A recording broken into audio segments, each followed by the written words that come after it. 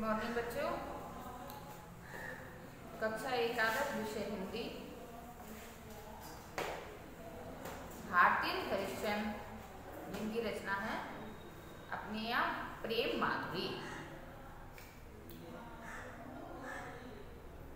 इसका पहला पद है, मारग प्रेम को समझे हरिचंद्र यथारथ होत यथा है, लाभ कछु न पुकारन में बदनाम ही होने की सारी कथा है।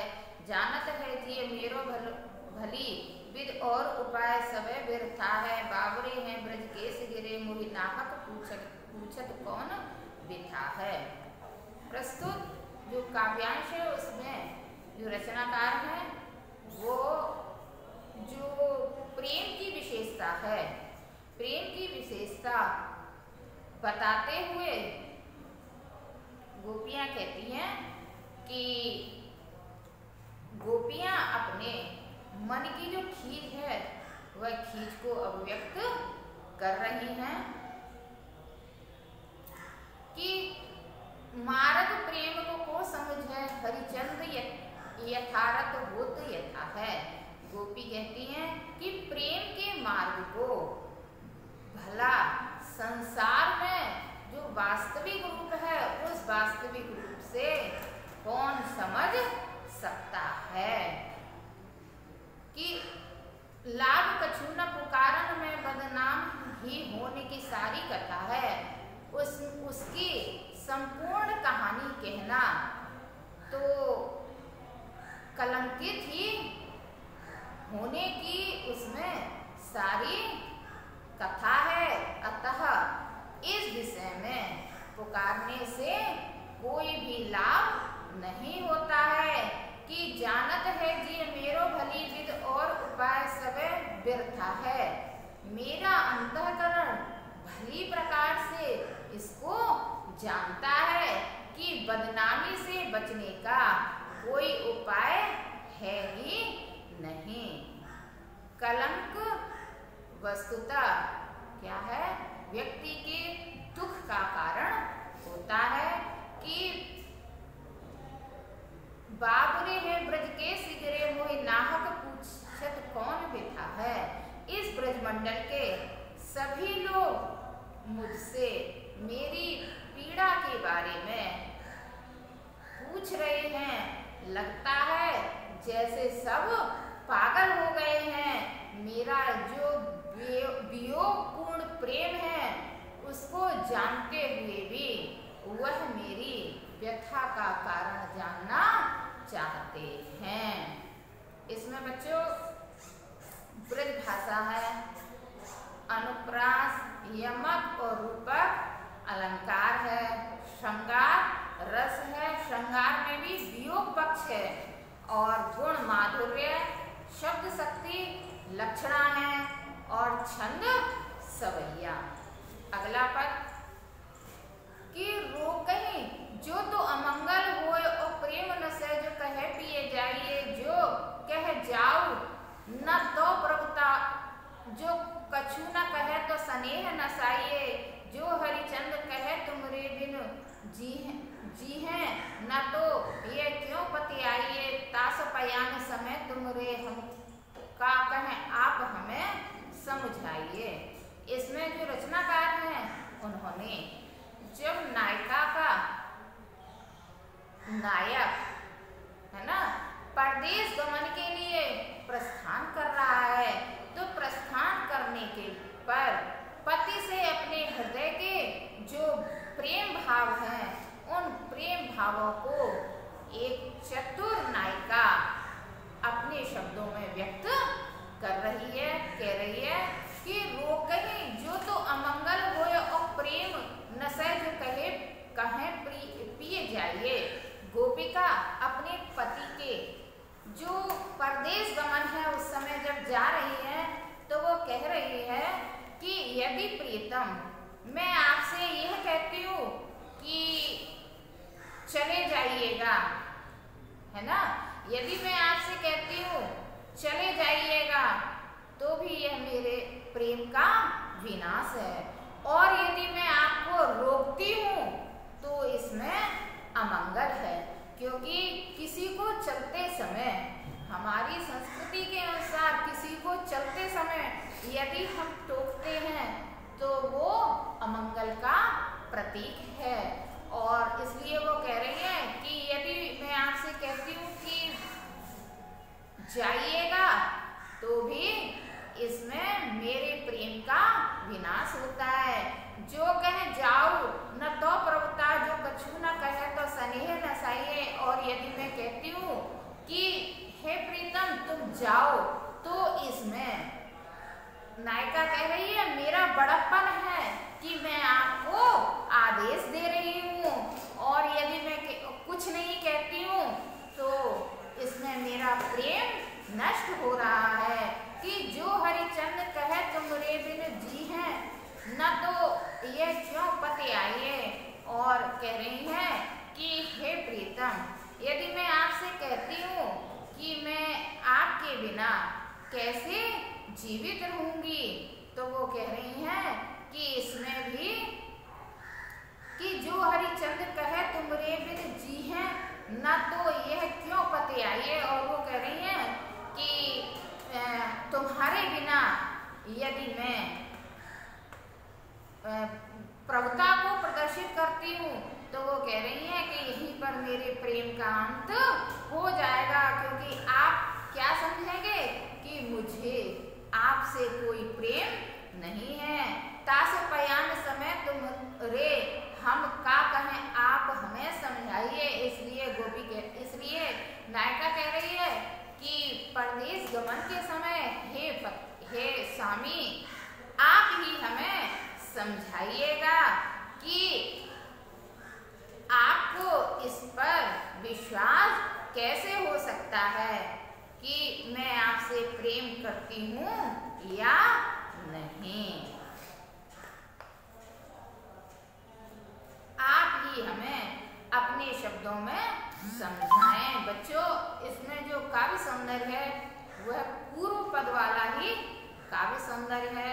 अगला पद है कि आज न जो न मिले तो कहा, हम तो तुमरे सब भांति कहावे।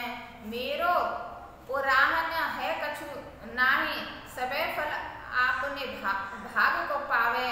जो हरिचंद्र भई सो अब प्राण चले चहे तास सुनावे।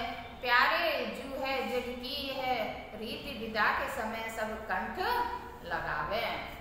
इसमें जो गोपिका है, उसमें जो नायिका है, नायिका की विरह दशा का वर्णन इस पद में बहुत ही अच्छे ढंग से किया गया है कि आज न जो न मिले तो कहा, हम तो तुमरे सब भांति कहावे।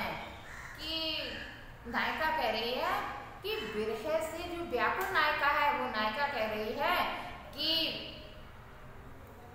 प्रेम के प्रति अपनी भावनाओं को व्यक्त करते समय वो कह रही है कि आज लो जो न मिले तो कहा, यदि हम आज तक तुमसे नहीं मिले तो क्या हुआ, हम तो हमेशा तुम्हारे ही कहलाते हैं। मेरा आपके प्रति उल्हाना देना कुछ और नहीं है कि मेरो उल्हाना है कछु नाई, सबे फल आपने भाग को पावे। माने सब लोग अपने ही भाग्य के फल को प्राप्त करते हैं। इसमें मेरे को आपसे कोई शिकायत, कोई उल्हाना नहीं है। जो हरिचंद्र भई सो अब प्राण चले चाहे तास सुनावे। हरिश्चंद्र कवि कह रहे हैं कि इसमें कोई क्या कर सकता है, चाहे जो कुछ होना था वह हो चुका, अब तो चाहे हमारे प्राण ही निकल जाएं, लेकिन हम आपको सुनते हुए यह कह रहे हैं कि हे प्रीतम, इस संसार की यह रीत है कि प्यारे जो है जग की यह रीत विदा के समय सब कंठ लगावे।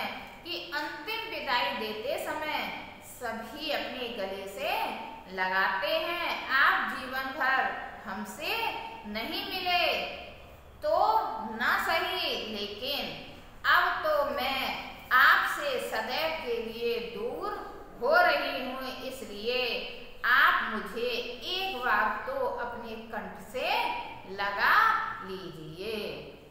इसमें भी बच्चों पूर्व पद वाला ही काव्य सौंदर्य है।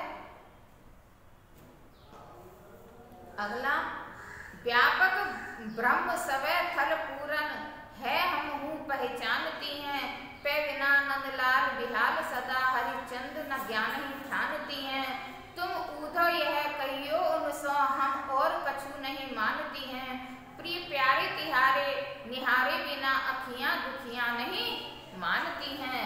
बच्चों जो प्रस्तुत पद है, प्रस्तुत पद में उद्धव जब गोपियों के पास योग का संदेश लेके गए हैं तो गोपियां श्री कृष्ण से अनन्य प्रेम करती हैं और उनके रंग में रंगी हुई हैं।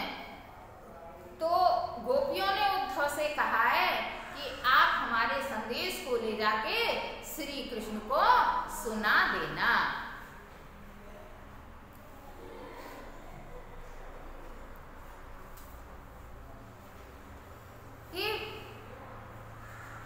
व्यापक ब्रह्म सवै थल पूरन है हम हूँ पहचानती हैं।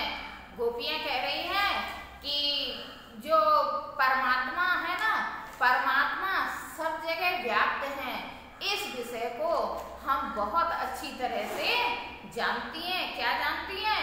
कि वह जल में भी है, वह थल में भी है, वह चारों ओर व्याप्त हैं। पे बिना नंदलाल बिहाल सदा हरिचंद न ज्ञान ही ठानती हैं। लेकिन गोपियां कह रही हैं कि है उद्धव, हम श्री कृष्ण के बिना हम किसी और ज्ञान को पहचानती नहीं है, हम निराकार ब्रह्म को बिल्कुल भी नहीं जानती हैं, क्योंकि हम तो श्री कृष्ण के प्रेम में पगी हुई हैं। कि तुम उद्धव यह कहियो उनसो हम और कछु नहीं जानती है। हे उद्धव, तुम श्री कृष्ण से जाकर कह देना कि ये जो तुम्हारी गोपियां हैं ना, वह तुम्हारे बिना किसी और को नहीं जानती हैं, कि प्यारे तिहारे निहारे बिना अखियां दुखियां नहीं मानती हैं। हे प्रियतम, गोपियां कह रही हैं कि हे प्रियतम, तुम्हारे बिना ये जो अखियां है ना, ये कुछ और नहीं सुनना चाहती हैं, किसी और को देखना स्वीकार नहीं करती हैं, ये तो केवल तुम्हें ही जानना चाहती हैं। क्योंकि उद्धव ने क्या किया था? उद्धव ने निराकार ब्रह्म की चर्चा की थी, जो कि सूरदास ने बड़ा अच्छे ढंग से उसका वर्णन किया है अपने काव्य में, भ्रमर गीत सार में। तो उस भ्रमर गीत सार का इसमें साम्य भाव है। उन्होंने उस पद में कहा है कि ये अखियां कुछ और नहीं मानती हैं, वो तो कहती हैं कि ये उनके दर्शन के लिए मार्ग को देखती रहती है, और देखते देखते ये आंखें पथरा गई हैं और कैसी हो गई हैं? गुंजा के फल के समान लाल हो गई हैं। इसमें भी बच्चों श्रृंगार रस है और छंद सवैया है, गुण माधुर्य है, शब्द शक्ति लक्षणा है, भाषा ब्रज है, क्योंकि भारतेंद्र हरिश्चंद्र की भाषा ब्रज भाषा है। गोस्वामी तुलसीदास ने भी एक जगह लिखा है, एक भरोसो एक बर एक आस